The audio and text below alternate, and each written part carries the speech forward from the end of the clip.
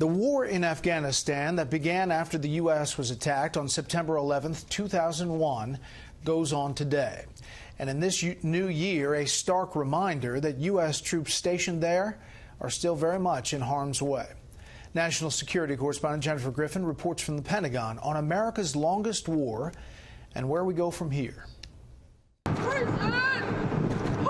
As the Afghan war approaches its 17th year, the body of the latest service member killed in action returned home.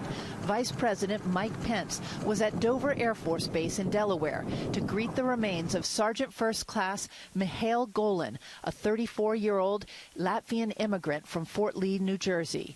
Golan was killed on New Year's Day near the Pakistan border in an area not far from where the U.S. dropped the mother of all bombs last year. 8 years earlier, Sergeant Golan served on the same Pakistan border, shown here, manning a tube-launched, optically tracked, wire-guided missile to track militants crossing the border from safe havens on the other side.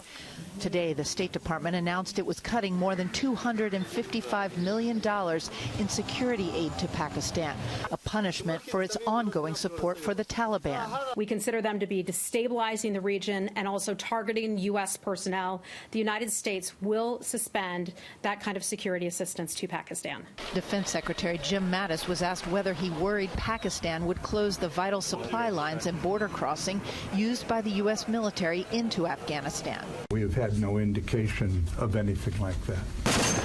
Since President Trump took office, the number of U.S. troops in Afghanistan has doubled to 16,000.